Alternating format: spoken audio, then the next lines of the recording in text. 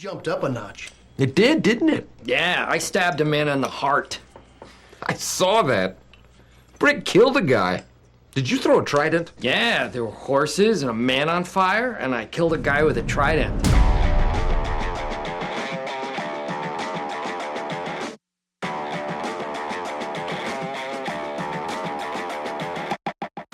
Grab those dice and pass your perception checks as we begin yet another session of debate and discussion here on Chat TPK, the podcast for all things geek culture.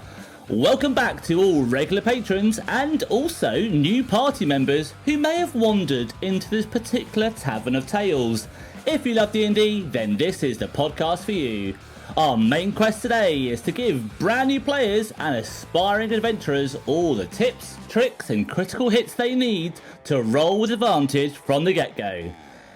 Alongside this, we will end today's pod with tales from the world of video games, film and TV as we bring you yet another Reality Radar. Thank you so much to everyone that has listened to the pod so far. We actually recently went over 500 listens on Spotify alone, so be sure to follow us, subscribe to us on your platform of choice, share this podcast with any of your fellow geeky friends, and listen to any previous episodes that you may have missed. Finally, come join us on Discord as we have got quite a little growing community there full of friendly fellow geeks. With that housekeeping all swept up, it is about time that I introduce to you the party members that are joining me on today's adventure. All three of them are going to be making their Chat TPK debuts. So, firstly, we have got Mark. Good evening, Mark. Hi, good evening. Thank you for having me on. No problem at all. It's wonderful to have you. Hopefully this might be the first of many because, I think we're going to have a really good conversation about today's topic. Just so people at home get to know a bit more about you, Mark, what's your sort of experience level and what are you currently playing? Okay, so my experience level, probably not as experienced as most. I've been playing D&D for probably about 4 years now. Another one of your guests introduced me to the game, Martin. I have played in 2 campaigns with him, one of which is currently ongoing. We're currently taking a little bit of a break, as you know. He's had a wee one, so congratulations. He's had a wee nipper, yeah. He has. We are currently playing through Call of the Netherdeep. We've hit level 12 where the book ends, and the rest of it is pretty much homebrew story. I also run my own game as a first-time DM that has been running since November, and currently playing through Waterdeep Dragon Heist. And nice. Without giving spoilers away for any of my players that might be listening, because I have plugged the podcast to them. Oh, thank you. That is going to progress into a bigger level 20 campaign. Well, if there's any spaces, I'm still yet to actually play a level 20 campaign, so I would be first on the list of reserves, I hope, Mark. It depends how this evening goes, you never know. You might be sick of me. But it's good to have you, Mark. We are also joined by 2 people that have clearly got the coolest name in tabletop gaming, because they're both called Dave. Let's start off with D&D Dave. Good evening, D&D Dave. Good evening. Hello, how do you do? Oh, which one? Which one's D&D, Dave? That's basically both of us. That pretty much is because you're both into D&D, but you heard 2 voices there. So we've got D&D Dave, who is his handle from Facebook, because he's got a Facebook group called D&D and Dave. So and we've also got another Dave, who is called Dungeons and Dry Gin. And Just he's to also make it really confusing. Yeah. But let's start off with D&D Dave. Thank you. I think I got into RPGs back in the 90s. This is where it started for me with Werewolf the Apocalypse, and stayed in and out of it over the years. Then we had the whole thing with COVID, lockdown, and I saw adverts for D&D Beyond, and I thought, I'll download that app. And then I thought, actually, I've got time. I'm a stay-at-home dad. So I want to do something other than deal with a baby all the time. Yeah. And so I found an online game and I played in that. And then I got into another online game and that collapsed, and another game collapsed, and another game collapsed. And I went, right. Okay. Sounds pretty typical of D&D. Yeah. And then I went, right, I'm going to become a DM. because I've got a history with RPGs. I used to DM for Werewolf and Dark Heresy and things. So I started launching games. I've run Lost Mines of Phandelver 5 times. I'm on my 5th and final playthrough. I'm sick of it now. I've run it. It's a fantastic adventure. I actually also run that for I do an after school clubs. I think I've done that like 5 or 6 times as well. I run it for brand new players, people who have never played it before, because my DM did it for me, and so I want to pay it forward. And I'm also currently running Shattered Obelisk, so I run 2 games a week. And then I play in a Curse of Strahd game on Saturday night. So it keeps me busy and gives me a bit of a break from being a dad. And then back in October, November, I set up the D&D and Dave Facebook page where I basically post about my games or things that I find particularly interesting. Yep. And that's clocking in at over 600 followers in just over 7 months. On the day of recording this, or the day before recording this pod, you posted up about this book, and literally I bought it without even seeing your post. It's so freaky, the book of battle maps. But yeah, good ideas, good ideas. There we go. Fantastic, it's good to have you, D&D Dave. We have also got Dry Gins Dave. Good evening, Dry Gins Dave. Hello, how are you doing? Fantastic, dude. It's only been a few days since I last saw you, but it's equally as good to see you today. So, same question to you. What's your sort of background, and what are you currently playing? Sure. So I sort of got aware of TTRPGs in the early 2000s. Kind of got into Vampire the Masquerade, but couldn't find a gaming group. Time rolls on, and it gets to sort of 2015, I think. And I discovered Critical Role through Geek and Sundry. I really got into that. That kind campaign one was fantastic. Yeah, amazing. Yeah.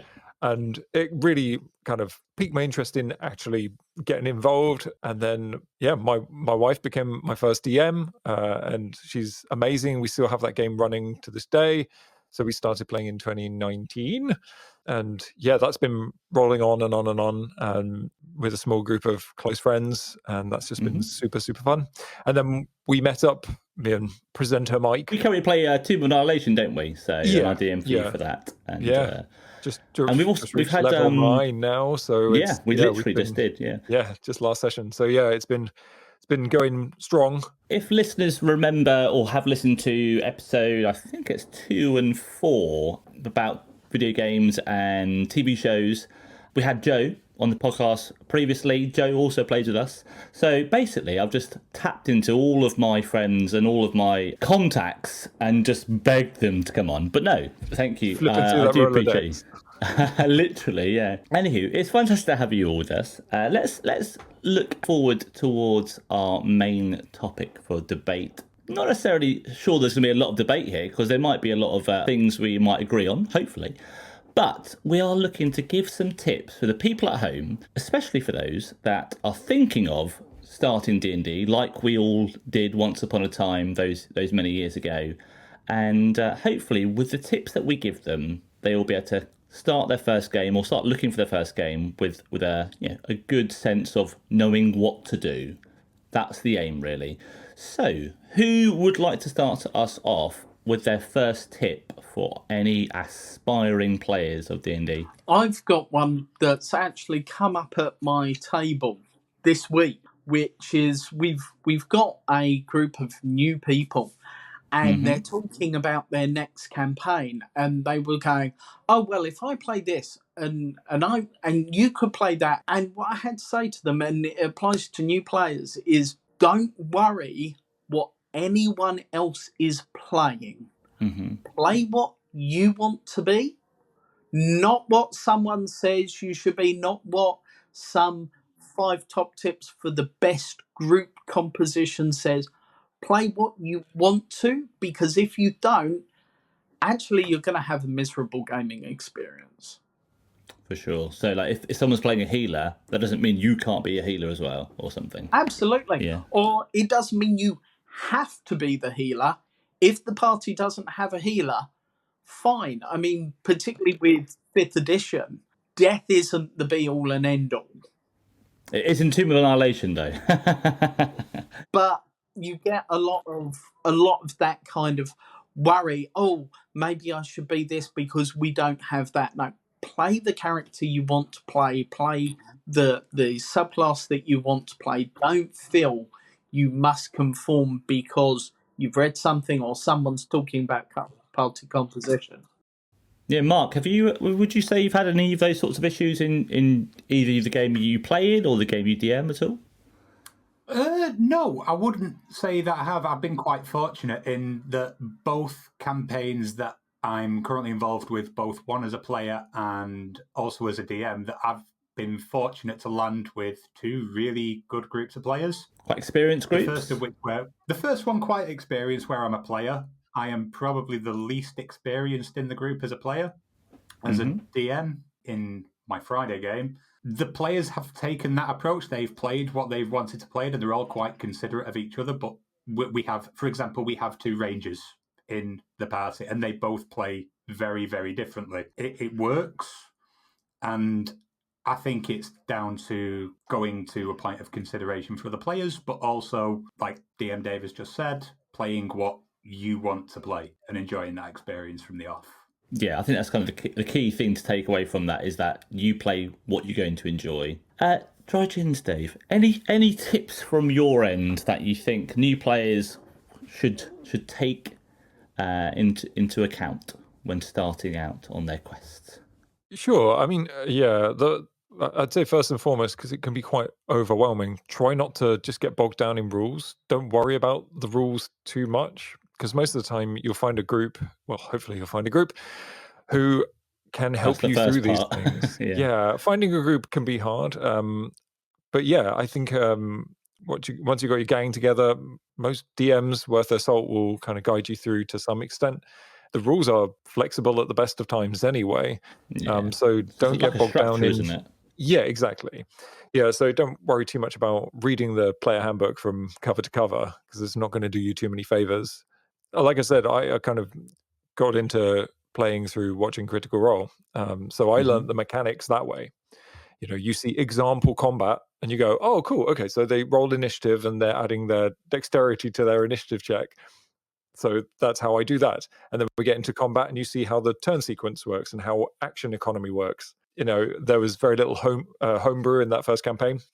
So it's pretty legit, fairly straightforward. And then when that applies to those social checks and social encounters and RP, which is kind of their thing primarily. Yeah, you see how a persuasion check works in terms of, you know, trying or to insight or exactly all those sorts of things. Yeah, and see how those, because you can read it in the PHB and go, oh, okay, I kind of understand that. But when a character walks up to a guard and convinces them that the person who owns the castle is already expecting them, that's a way that it might not have come across from reading the handbook, but actually makes perfect sense when you're actually playing the game. So essentially, just try things out and see if it lands. Like, yeah, exactly. If you want to go, as you say, go talk to the guard, there probably is a way mechanically that you can try and persuade your way to let you pass, or maybe there's a spell that. Yeah, so you're learning by doing, essentially, aren't you? Exactly. Definitely learn on the job, as it were. Don't worry about going through the rules with a fine-tooth comb. Chances are, most of the things you want to do, as long as they're not ridiculously over the top, there's no harm in asking your DM if you can. If they're literally impossible. Scale a wall. Yeah, exactly. But if you want to parkour over the rooftops, of course you can. Cool, you can certainly try. Yeah, give it a go. Has anyone had a rules lawyer? Now, that's kind of a term that gets battered around, but obviously, if we're giving some encouragement or some guidance on how like our spell works, or sometimes that's needed, sometimes that's okay. But has anyone had someone in their group ever where they've like stuck to the rules so tightly, then it just kind of brings the mood down a bit? Has anyone had that before? I think weirdly that I do worry if that's a role I fulfill in our group. I try, you try and keep it constructive, but I think if it's if somebody's missing out on something, or something is not working in the way that they're intending, then it's kind of, you try and be helpful and go, well, actually, it'd be better to do it this way. Or not even, I'm not going to even suggest they do other things. But if somebody goes, I'd like to do a certain spell in a certain way, say, I want to polymorph into a dragon, you go, well, it kind of doesn't work that way at this stage. Yeah, it needs to be a beast or CR a certain level. Yeah, so I mean it's constructive. Then that's fine as long as you're meaning it in a way that you're trying to be helpful. You're not trying to derail their experience or anything. But as again, those rules are a structure that we try and follow where possible. And I think the approach you take is absolutely fine. So. I have played one game when I lived in Dubai a few years ago, and I had someone that was a rules lawyer, and it was every 4 or 5 minutes that they would interrupt and say, actually, it's actually like this and not like that, and it kind of got people's backs up a bit, and it doesn't create a nice, welcoming atmosphere for others to try and like jump in and have their moment in the spotlight, because. Yeah, everyone deserves that moment to kind of shine in the campaign or the adventure or the one shot. And sometimes rules lawyers can sometimes trample on that occasionally, but we'll see. Mark, any tips? I think, given my experience of players that I played with in a newer game, who are brilliant, but as Drygen Dave referred to Critical Role a number of times, and I would say for new players who have likely, just like I did and just like a number of others have, consumed Critical Role and Dimension 20 and other forms of media, maybe like Dungeons and Daddies or Roll Britannia, so forth. Oh, that's a good one. To have an open mind when it comes to their DM, because not everybody is going to be Matt Mercer or Brennan Lee Mulligan. Yep.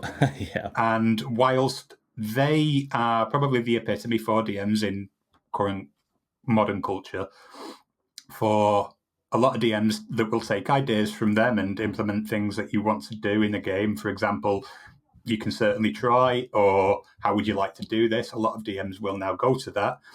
That not every DM is going to be Matt Mercer, and to have an open mind with your experience going into your first game. A lot of people's first experience of D&D will likely be the opening scene from Stranger Things with the kids playing. Yeah. Mm-hmm. That's really helped make it much more mainstream, hasn't it? As well as obviously Critical Role. Yeah. Stranger Things has been a good little helper in that respect. So in terms of, as you say about the Matt Mercer effect, we want new players, to not have such grandiose expectations to the DM, because every DM is going to be slightly different and play it in a slightly different way. Some might run games that are much more combat heavy, some might run games that are much more RP heavy, and that's okay, as long as they communicate that before you set off, because some people like killing goblins, and that may not be the point of someone's game, if you know what I mean. So yeah, I think this is why the session 0 is so important, because you can manage a lot of expectations before you're kind of already committed to the game. And you can also, as you were saying earlier about party composition and that sort of thing, you might find a group who do want optimized play. That is definitely a thing. Like the power gamer thing is definitely prevalent. So if that's the game that you find yourself in and you are a fairly new player, well, you just have to do a bit more homework perhaps and think about, how can I completely optimize the character that I want to build? Or you might find yourself in a campaign that's more RP focused or skill check focused. I know from having run some games with our group, myself as the GM, that, if you want to survive my campaigns, best have a lot of insight, lots of points of intelligence, skills, and that kind of thing, because you're going to get some puzzles. You're going to get people who don't want to give up information. Like looking for clues, talking to people, because you'll get more from speaking to people to avoid getting into sticky situations than if you just charge in and hope for the best. I'd like to make things a bit more intellectually challenging. Sometimes it's nice to hit things with swords, though. Off the back of that, D&D Dave, have you ever had any murder hobos in your parties? Because what Drygens Dave is basically saying is there's more possibilities than just whacking stuff with a very sharp stick. I've not had a full-blown murder hobo, but Okay. only because the rest of the party reined them in. It got to the point where in the game, it was Lost Mines. The person who had made themselves party voice had decided that the best thing to do was to side with the dragon and attack the druid and kill the cultist, and then turn around to the dragon and go, "Hey, we've solved your problem. Give us the loot." And so the dragon handed themselves their respective body parts, and they ended because they'd opted for a no-death game, which as newbies, I'm quite happy to run a no-death game. Instead, I give them all horrific scars. And he went back very unhappy because he'd been killing everything as he went, and he thought he was going to get a magic item. And they got back to Fandolin, and the town turned out and said, "You sided with the dragon, you're a bad person. You either go and rescue the dwarf, or we're sending you to Neverwinter for execution." And his immediate response was, "I'll fight the whole town." Great. and that had been the attitude throughout. Goblins, I'll fight them all. Yeah. They were going, "Should we try and pump one for information?" No, they're all dead. Bandits, no, they're all dead. And at this point, the whole group just turned around out of character and just went, "Pack it in." Yeah, there needs to be a bit of tact sometimes, isn't there? That was beautiful because I was getting to a point where I knew players were starting to lose the enjoyment in the game, and I was going, right, okay, I'm going to have to step in. But collectively, they all banded together and said, "No, you don't." That's really quite healthy, isn't it? "No, you won't do that." And that was really nice, seeing a group who had never played before in their first campaign being able to operate as a group and just go, "No, this isn't the experience we want." And after that, he behaved. It was brilliant. Perfect. And even if you aren't lucky enough to have the player step in, then it's still within the DM's boundaries to have that quiet word and just say, like, "Oh yeah, this is not happening. This is not going well with other party members. You've got to find a situation where killing's not going to work for you and it's going to backfire." As you said, with like the execution, like being threatened, like there are in-game consequences you will suffer. So just it's definitely worth having that conversation with your players for sure. Another tip that I think is it's actually quite easy to step into by new players and old is that of metagaming. A very, very frustrating part, especially for long-time players. You might know like the stat block of a monster. You may have played the actual campaign that you're playing as a DM. You might know what's around the corner. So it's just sometimes just like not letting that knowledge impact what your character's going to do. Essentially, has anyone here had any issues with metagaming before? And if so, how was that solved? I've had a suspected case. Yeah. And I dealt with it by changing the campaign up. So I removed all the monsters that they were expecting and just went through CR ratings, rebuilt the encounters from scratch with other things, which I've then subsequently used other times I've run games because I enjoy using them, or particularly kobolds. And the first instance was kind of like, "Oh, not goblins?" And everyone just looked over, and the player shut up. And after that, I've not had any problems. And yet again, only one instance of it.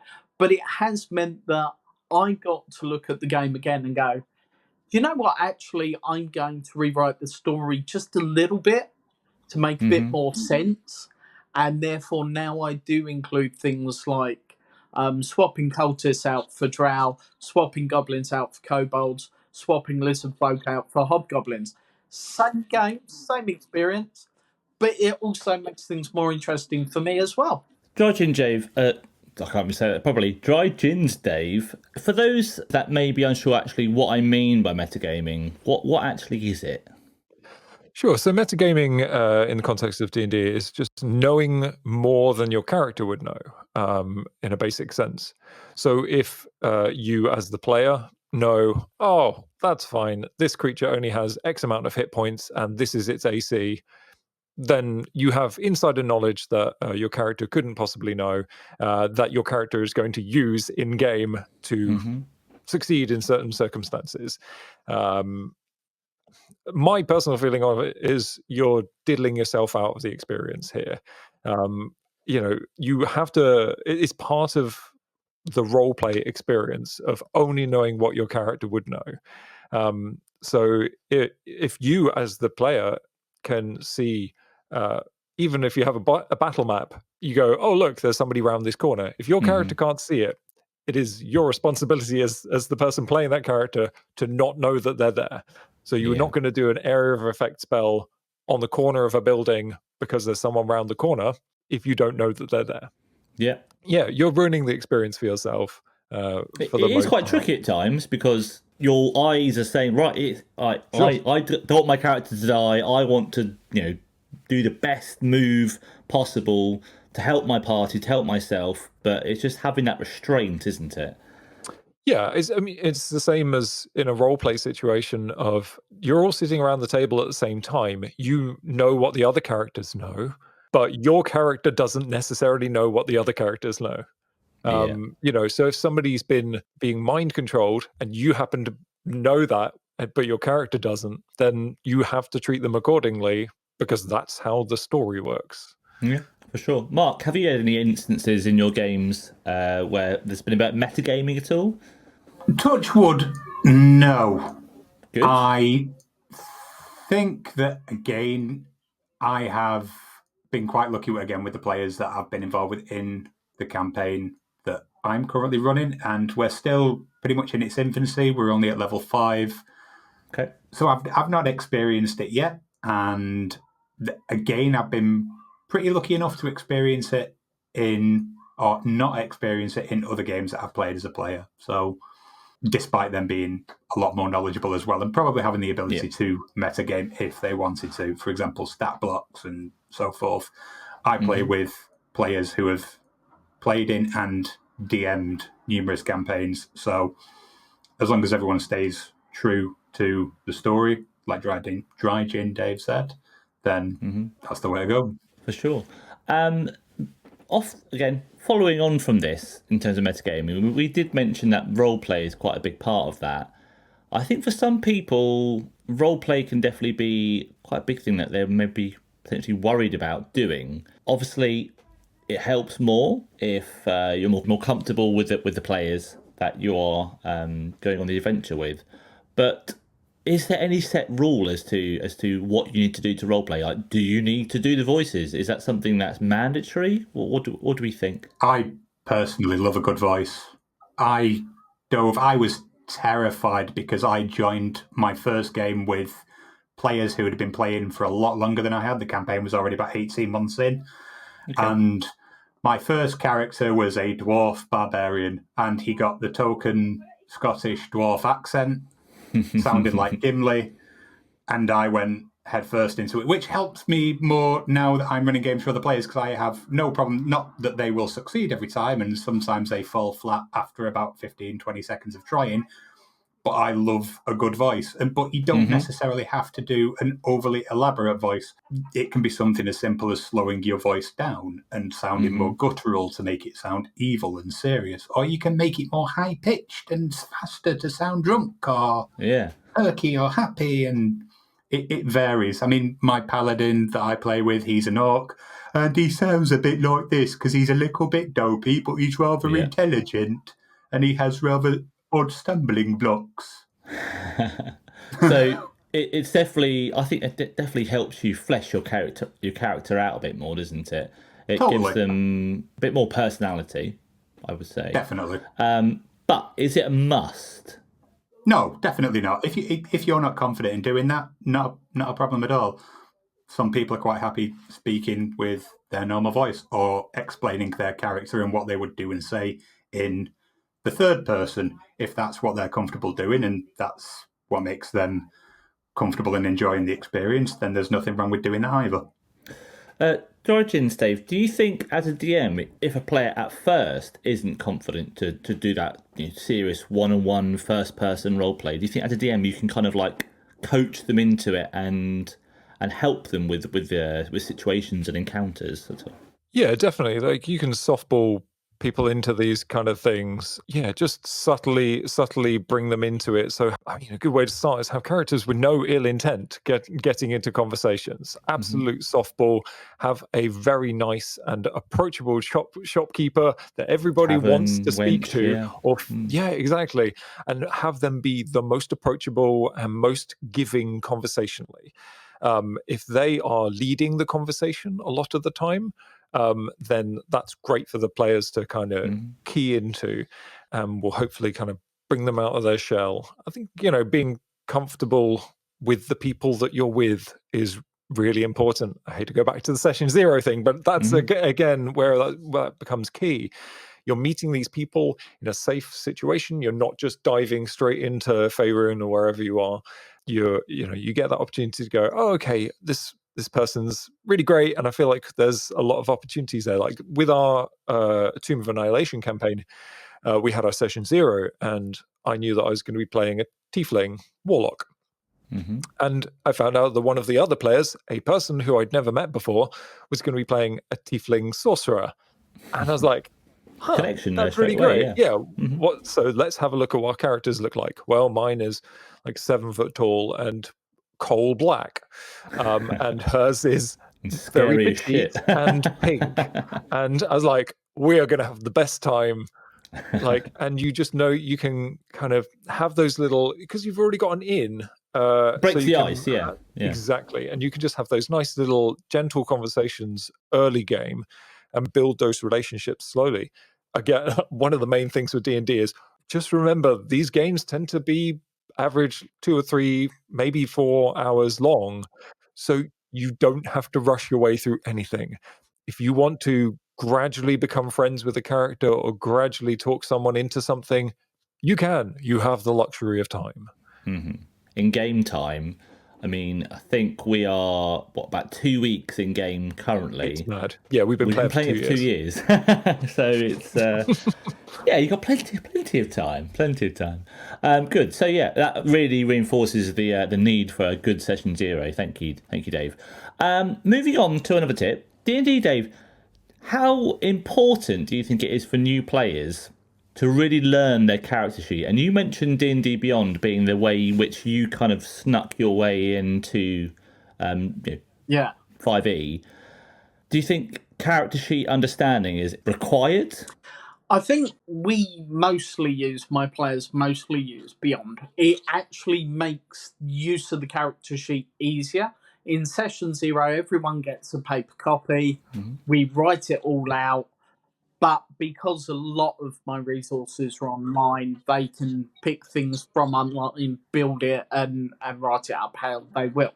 But being able to know, particularly your skills. Yeah, your class features and your spells and stuff. Yeah. Where are my skills? Because I find a lot of games will use your skills first and then probably your combat second. So first knowing where your skills, and you normally have somewhere between 4 and 6 skills. And so if you know that you can say to yourself, right, I've got 4 to remember that I'm particularly good at, then that will make it easier if your DM says, oh, can you give me a persuasion? And you know that actually at level 1 you've got +2 on that. Or can you give me a stealth roll? Oh, well, I've got +3 in that. And then you can look at, right, okay, I'm a sword and board kind of character. What is my attack modifier? So remembering that. Invariably, I find remembering your damage dice that's okay. A DM will normally know that your sword does die 6 damage and that dagger does die 4. And it's the same with the spells. If you can remember your modifier, that actually will speed up combat. And then if you have to look at your dice, your DM probably already knows that as well, because they've run through a couple of games and they've probably played themselves in at least a couple of classes before. So it just makes it easier overall. Yeah, I'd agree. But I try and encourage my players not to stress about it, because otherwise they spend all their time looking at their character sheet and not listening and not paying attention. In terms of using that character sheet effectively, does it speed up combat, Mark? 100% yes. And again, my own personal experience from a player, not just knowing your character sheet from level 1, but keep going back to it, keep learning it, especially when you get to higher up into a campaign. It's harder to keep track of the more powerful your character gets. Again, running a level 14 paladin, you end up with, again, potentially 6 to 7 different things you can do on feats and class features, spells. It gets harder for experienced players as well, so definitely keep going back to your character sheet, keep reading it, keep learning it. If you've got to consult looking in your inventory, like you might have a magical item or something in there that might be perfect 100%. For the situation you're currently in. Yeah, definitely.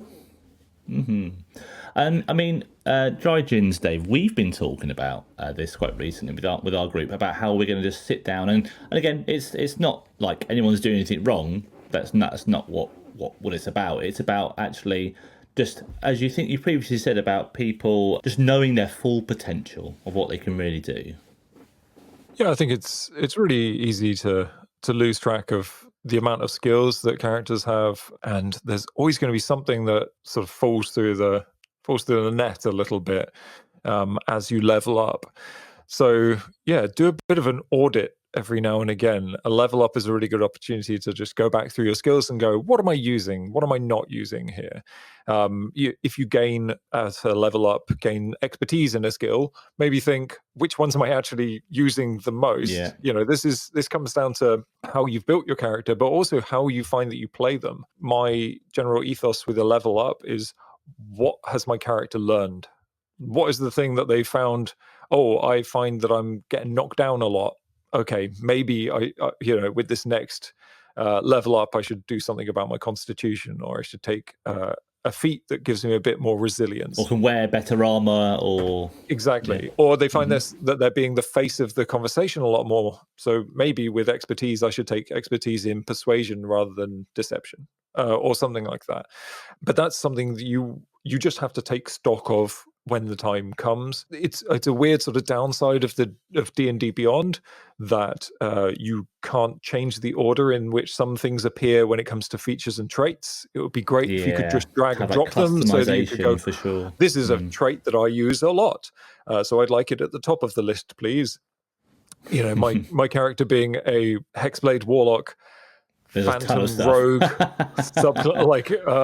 multi-class. I have a million features and traits, and I'm like, oh wait, I can do that. Oh, of course, yeah, okay. I get Whispers of the Grave, and I can do that every short rest. But you've got to remember to do it, otherwise you're missing out on something that's quite a cool ability, perhaps. So yeah, just take stock every now and again, and if it means writing it at the top of your notes for every day's play. For example, remember to do sneak attack.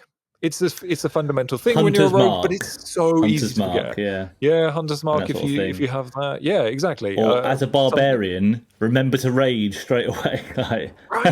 How many times have you attacked and then I should have raged before I...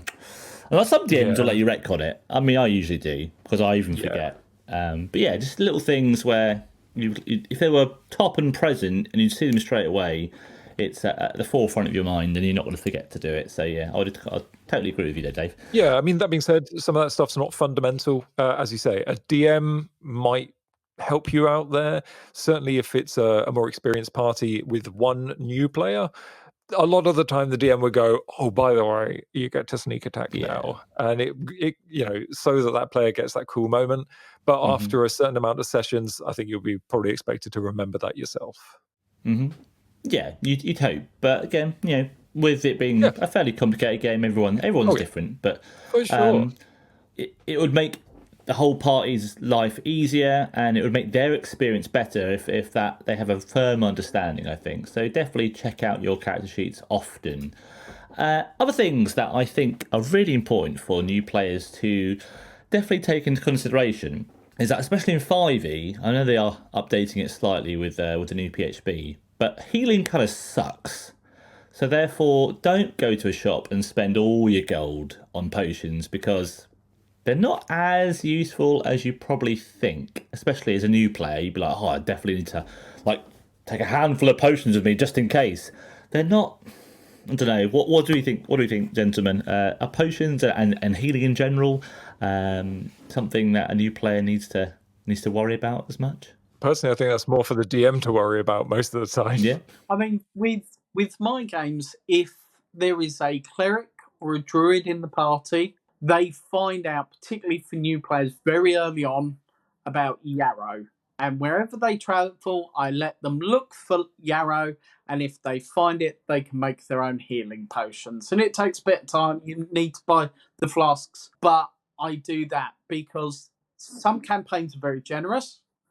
Some campaigns aren't. And you know what? It gives them something extra to do in their downtime, rather than you sit down, you have a meal, you go into your watch. And and that's it. Yeah. So, you get back healing. You can roll your dice on a short rest. You can heal up on a long rest.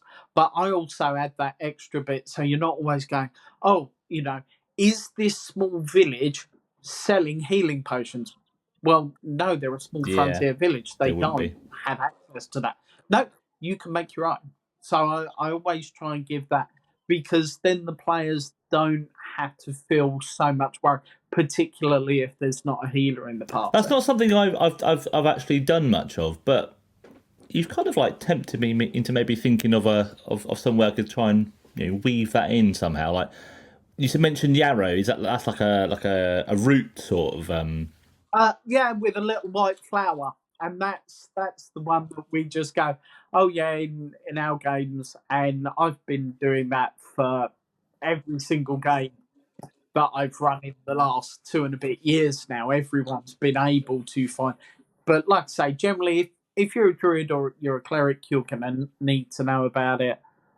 It'll come up. Maybe a ranger, but you'd also want the right kit with it. Just add something to your healing instead of panicking last minute. Now, you might disagree with me here, Mark, but I actually think the only real healing spell that's really definitely worth taking, if it's obviously within your spell list, is Healing Word. I'm actually inclined to agree. Yeah? A little bit of a short and sweet answer from me on that one, unfortunately. Thank you. It's a great idea, Mike. Thank you for agreeing. But no, I mean, the reason why is because it's a bonus action, which, again, you can have a potion for yourself in a bonus action, but if you want to get someone up and they're down, then that's going to cost an action. And you could be using that action to be saving your own life with an attack or disengage or something like that. So, for sure, the actual action economy for that spell is spot on. And the fact it's range as well, which means if someone is not on the brink of death, I probably wouldn't use it for someone on the brink of death, but if they were down and I want to stop them from dying proper, then I can't really think of a spell better for that than a Healing Word. It's simple. It's first level as well. Yeah, it's mad. And if you have, I think we mentioned it the other day, if you've got something like it's Spell Sniper, which doubles the range of your range spells. I think it's Spell Sniper. It might be something else actually. Or if you're a sorcerer and you have distance spells, you can cast that even further. So you don't even need to be near someone to be that protector and that person that can heal them and get them up back into the fight. But yeah, for instance, like potions, 2d4 plus 2 for a regular potion, probably averaging out at about 5 or 6 HP. Is that going to stop you in level 5 or even later on from someone knocking you straight back down again if you drink? Is that going to be the difference to keep you up? Probably not. Cure Wounds is not that much higher. So out of combat, again, D&D Dave, you mentioned about short rests. Rolling your hit dice on a short rest is a really good way of you're not spending money on potions, you're not spending spell slots. So There are alternatives to spending 50 gold pieces in some case on a simple healing potion, which can, in early levels, run you dry. I mean, that's another good reason to know your character sheet inside out. Knowing how many dice you get for healing hit dice during a short rest is really, really important. Certainly if you have long drawn out parts of campaigns, so you're doing a large dungeon, you can't do any kind of long rest. Keeping track of hit dice, really, really important. And also, lots of classes have abilities that allow them to heal that you could easily forget about. I always forget about Hexblade's Curse. That heals. When the target dies, things like Dark One's Second Wind Blessing. for the fighter, Dark One's Blessing. Yeah, like loads of little things, and it's just written in the small text. Sometimes you've got to click on it and just see all the bullet points and stuff. Yeah. Just see how many features each of these abilities has. But yeah, everyone's got something for it, so it's just worth being aware. Now, obviously, looking at time, we've been chatting for a good long while, so I'm thinking we've got time just for a couple more really important points. We could probably go on and keep giving off some really good tips for new players, but if I had to boil my big list that I wrote down prior to this pod, one thing I definitely think needs a mention is knowing when to retreat. As a new player, you think, actually, every combat is winnable. Is that the case? I would definitely not say combat is the first choice in all situations. Yeah. Like, it's not necessarily a first option. In our Lost Mines of Phandelver game, that's how my group started. We got to a situation with a dragon, but we actually had already kind of managed to get one of the cultists into our group. We kind of talked him into joining us. Through various means. And then a couple of us dressed as dragon cultists, pretending to make an offering to the dragon, managed to convince it to leave the town. Okay. So alternatives to actually fighting. Yeah, that's a good Yeah, idea. and I think it's worth remembering there's always more than one way to skin a cat, as they say. There are always multiple ways of dealing with the situation. It comes down to the way that you build your character and the way that you play your character. So if you have a character who is very charismatic, that is the thing that you should be leaning on in these situations, perhaps. If you're not combat heavy character, maybe talk your way out of it. If you are, but you know that the combat's not particularly winnable, maybe you could deceive your way out of it and just use your available skills. If that's possible, then definitely an avenue to explore. Mark, if you're level 5 and your party's going through a dungeon and they stumble upon a beholder or something, hopefully experienced players will know, bugger me, let's run. But new players might not. Very true. And I think this is sometimes going into the topic that we discussed earlier about what would my character do in terms of playing your character organically. Now, some people might play a savvy rogue who's familiar with the streets and underground and city, who thinks, no, I see one of those, or a wizard who knows about these beings possibly. Nope, I am going to about turn and go in the opposite direction as fast as my feet can carry me. Someone might be playing that gargantuan barbarian who is battle happy and just go, I'm going to go hell forth and swing my axe at it. It's finding a way to do that organically as well through RP with the other party members, trying to convince people to withdraw. And there's a balancing act, but again, there is absolutely no shame in withdrawing from certain. Does that become a bit of metagaming? Because if you know the monster, unless your character knows that it's a deadly threat, then you just think it's another fight, potentially. Oh, didn't think of that. It's a good opportunity to speak to your DM. So this is I am the bane of my wife's life whenever we encounter a new monster, because my character being very well read and very intelligent, in stark contrast to my other character at the moment. I just keep on saying, have I read about this monster? Have I seen it before in a book? Have I read a book of fairy tales and it said, oh yeah, shambling mounds are kind of nasty. Yeah, she gets pretty sick of hearing, have I read about this? Well, if it's something, But it if you works. roll well and you're potentially proficient in nature or something, then Exactly. that's what the skill's for sure. Yeah, for sure. precisely. Again, without wanting to metagame, there may be some fights or some things that you come up against that are probably not winnable. It's no different to a video game, really, where you're massively underleveled for a particular area, and like sometimes like they have like a skull by their health bar or something. It's like, damn, I've got to stay away from that. Obviously, that's not always as clear in D&D. It's not always as obvious, but that is something just to be aware of. Sometimes you might be in a fight with a creature, or you might be having a conversation with a lich that can mind read, or just all these sort of things that you may not be able to win that situation just by hitting it with your axe or something. Just something to think about for sure. The last thing I want to mention, and you may all agree with this, before we move on to this month's Reality Radar, is to share the spotlight with the whole party, because I think it being quite a cooperative game, everybody deserves the chance to shine for sure. Absolutely, yeah. Going back to the pseudo murder hobo, who I had him a game. He became the face of the party just because the guy wouldn't stop talking, and I had to say, right, okay, well, actually, the NPC is addressing so and so, and we had another guy playing the barbarian who wasn't very confident and didn't role play. He wasn't confident to role play, and he would sit beside me and say maybe 5 words for a whole session because we had one guy steamrolling it and other people who weren't comfortable butting in. So being able to say, well, hang on, I think I've said enough, or hang on, that's not really my thing. It goes back to knowing your character sheet again.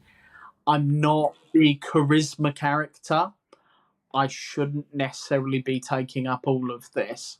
So give everyone their chance in the sun kind of thing. Because as a group, as a table, you get a lot more out of it. Mm-hmm. This probably is quite noticeable, Mark, when, like, say, for instance, you giving out treasure and stuff. There always tends to be one person that loves their loot, but maybe that particular item that they've been given is not right for them. I would say I've actually had pretty much that scenario very recently at the end of Dragon Heist. And again, I don't think that they necessarily realised that. I don't think that this was done on purpose and that they realised that they were doing it. So the scenario, for example, was they got to the end. The version of Dragon Heist that was played was Hell of a Summer, so it was the Castle Lancers that were the main instigators. And sorry if there's been spoilers for anyone there.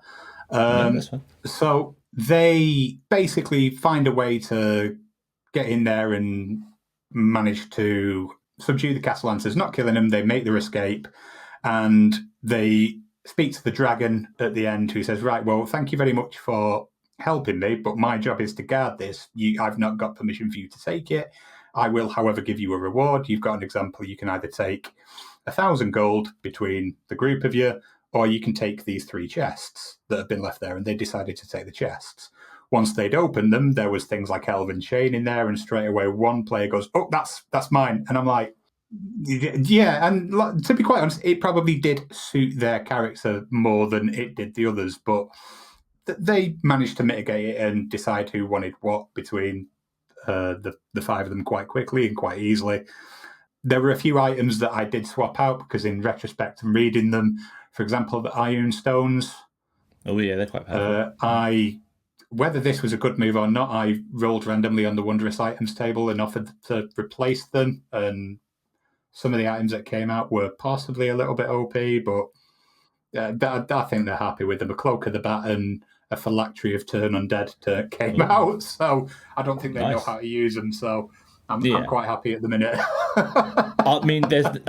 Off on a tangent, away from our main topic, but mentioning wacky items, I think, Dave, we've got one at the moment, haven't we? It's at that fork where you can basically pick up any magical item and eat it.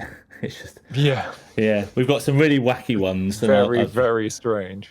Yeah, and a cape where you sit down and it turns into a chair or something, and once per day you can get a short rest. Anyway, we can do a flipping episode about fantastic, wondrous items. Definitely do some crazy items. I think it's episode 5. We did one about wondrous items for roleplay. So if you haven't listened to that one, go back and listen to it for sure. But yeah, we could chat about this for hours, gentlemen. But what I will say is we'll have a quick break, and when we come back, we're going to get straight into our chat for video games, films, and TV as we look at the news coming up in Reality Radar.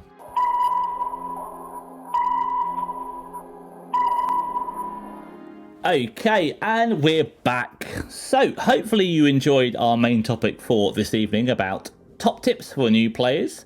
If you found that particularly helpful and you actually have some friends that are thinking of joining D&D, then definitely share this pod for them so they can take advantage of our advice as well. We're going to finish today's pod by doing a bit of Reality Radar.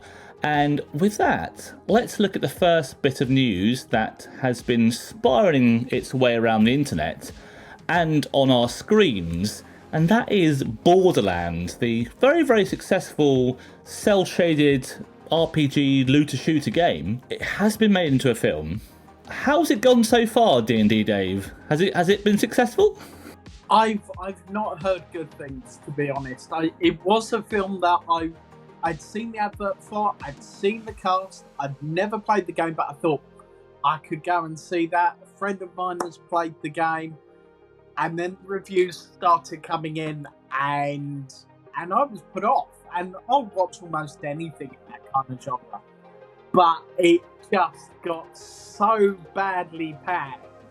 I was kind of like, you know what, I'm going to save 12 quid, I'm going to go and watch something else instead. Wait for it to come on streaming, that's what I'm going to do. But it had a budget of $110 million, that is. And as of 2 days ago, that's when I looked up the stats, it had about 15 million in worldwide box office revenue, which is not great. And it's been out for about 2 weeks now, or maybe just over a week. My local cinema has pulled it. It's gone that bad. So, yeah, not great. Maybe when it comes out in streaming, it might get a bit of a bump, but unfortunately, it has tanked. And even with the all-star cast of Cate Blanchett, Jack Black, Kevin Hart, it hasn't saved it, which is a shame because the games were so good.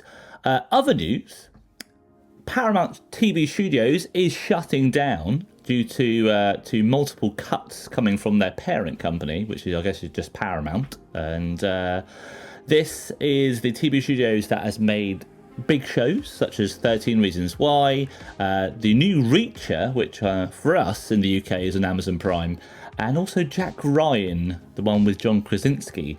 Those are all, well, apart from 13 Reasons Why, which has stopped, but Reacher and Jack Ryan, we're looking at maybe getting new seasons. That may be in doubt now. And it's also made me think about whether Paramount Plus, their streaming platform, will carry on, because they are not going to be making any of their own original content anymore. And that is likely to be the death of them, because they're going to have to just license stuff. Anyone here got Paramount Plus at all? No, but I think that it is quite possibly due to an investment in poor IP. Yeah. In terms of what they've been trying to make. If you look at what other streaming platforms have, Amazon, The Boys, Netflix, Stranger Things, Disney has the Star Wars back library and can continue building on Star Wars. Paramount just don't have anything anywhere near in terms of popularity or anything that can really gain traction in comparison. Do you think Apple TV might see themselves following a similar fate? Because apart from Ted Lasso, I don't think I can name you an Apple Plus, Apple TV show. Sorry. So yeah, maybe they'll be following suit soon. Who knows? Wasn't Westworld Apple TV as well? Might not. Isn't that HBO? Yeah, that's for us in the UK. That'd be Sky Atlantic, won't it? But it'd be HBO Max for sure.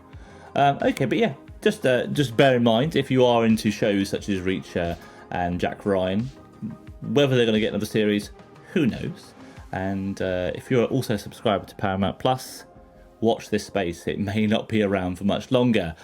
In more exciting news, Project Sigil, the sign-up for the beta, is now out. So if you are a D&D Beyond member, go look at it. You can sign up for it and be in line to be one of the first people to try out their new 3D virtual tabletop.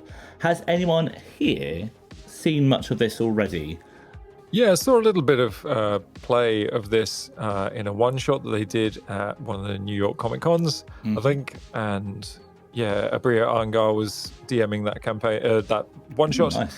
And they were using a little bit of Sigil for the end fight. It looked nice and atmospheric for sure, and some of the spell effects were kind of funky and cool. But of course, because you don't have full animation necessarily, it can look a little bit clunky when it comes to melee combat, particularly. But yeah, where are your expectations with these things? Apart from a lot of people are imagining it will look like Baldur's Gate, which it's not going to, because it's not completely fully animated. Hasn't got the budget, has it, as much? No, but I think in terms of getting your character, your own little character on the board, looking cool, with some cool animations, there may be some value in that. I'm a mini. Might help you visualize it better. Yeah, I personally, my love is making your own character. Actually, physically, you can hold it in your hand and you can pour hours and hours and hours into painting it. That's where my joy lies. We'll mention this later on for sure. But yeah, so Project Sigil is coming out. If you are interested in and you have a D&D Beyond account, look to try and sign up for that. I think they are still taking sign-ups for the beta, and that's coming out in, I think, October. So yeah, looking forward to that. A few other things to mention is that the new Dragon Age, they haven't released a Dragon Age since, I believe, Dragon Age Inquisition, and that was a long time ago. They have got a new one coming out on Halloween, 31st of October. You can look to pick up the new Dragon Age. It has got a slightly different art style from previous ones, but I think there is a lot of similar story elements and similar sort of gameplay. So if you're a fan of those games, be sure to look out and pick that up. Last few bits and bobs before we end today's pod. I'm going to go straight over to Dry Gin Dave. You love your Warhammer. What is coming out in September? Well, we have Space Marine 2 coming to all of the current gen consoles, which will be very, very fun.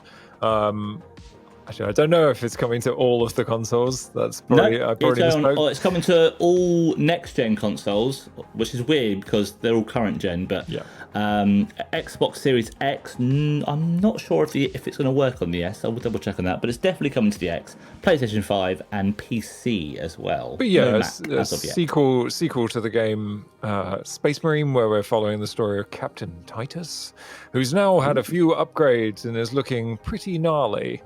Yeah, got some new enemies, which is nice. No more orcs this time round. It's all Tyranids all the way down, which is great. So there's a bit more scaling in terms of the enemies. And yeah, it'd be interesting to see what the plot is here. From the footage I've seen, it's quite hard to tell whether they've taken much of the story elements from the first game and carried them over, but we'll see when the time comes. It also looks to have a pretty tasty co-op or sort of PvP mode, so with lots of cool skins of different Chaos Space Marines and that kind of thing. So yeah, it's giving me and if you've played these games, then you'll know what I mean. It's giving me like Helldivers 2 vibes mixed with like a bit of Gears of War. Yeah, totally. There's a lot of like gore and mess, and it just looks. The gameplay trailers look fantastic. So yeah, definitely all about those big grisly finishing moves. Yeah, love it. Awesome stuff. And I think that's pretty much it for this month Reality Radar. It leaves me to say a massive big thank you to all of our guests who are debuting on today's Chat TPK. And gentlemen, thank you so much. Where can people reach you if they loved the sound of your voice or thought hey, that person knows what they're talking about. Where could I hear more from them or see more content from them? Where can they do that? Well, you can find me on Instagram as Dungeons and Dry Gins, or over on Twitter. I'm not going to call it the other thing. No, that's fine. Which is @_Dry Gins. Perfect. Okay. And I don't want to toot your trumpet here too much, because we'll probably go into a bit more detail on your experience of miniatures. But I am right in saying it. You did Jeff Goldblum's miniature. I did make I did paint Jeff Goldblum's D&D miniature, yeah, which is pretty fun. That was an interesting email to receive. Yeah, it's pretty cool. So if you want to go see that, head over to his Instagram. D&D Dave, where can people find you and your regular posting and content? I am sitting quietly on Facebook. I am D&D, which is the ampersand, so D ampersand D and Dave. I just post random content on a regular basis. Sometimes I'm looking at different products coming out. Sometimes I'm posting about the games I run or I play in. And there's quite a lot of memes because apparently that's what gives you traction. There we go. Awesome. So if you want your D&D memes, go check that out. And Mark, I mean, we chat on Discord, obviously, and you're very, very active on our Chat TPK Discord. Again, pretty much sitting quietly on Facebook. I do have an Instagram. Not that there will be much interest. It's mainly dog photos. To be quite honest. Fair enough. But if they do want to talk to you, Mark, then they can come chat with both me and you on Discord. I'm totally fine with that. I am also on Twitter. Again, refuse to indulge the spaceman and call it anything but. You can find me at Mank Bastard. I don't know whether that is. I can say that on there. That is my. You can. That is my original gamer tag. The story of how I got that gamer tag is a bit long and one for another day, maybe. We'll say it for the next episode. That's fine. I applied it to Twitter. So at awesome. Mank Bastard. Well, I will be sure to go check that out straight afterwards. But gentlemen, it has been fantastic. Thank you all for joining me, for giving me your time, your expertise. I hope you enjoyed it, and hopefully our listeners did as well. And we'll see you very soon on a future pod. From me, Mike, and Chat TPK, it's good night, and we'll see you all next week. Adios. Bye. See you later. Thanks for having me.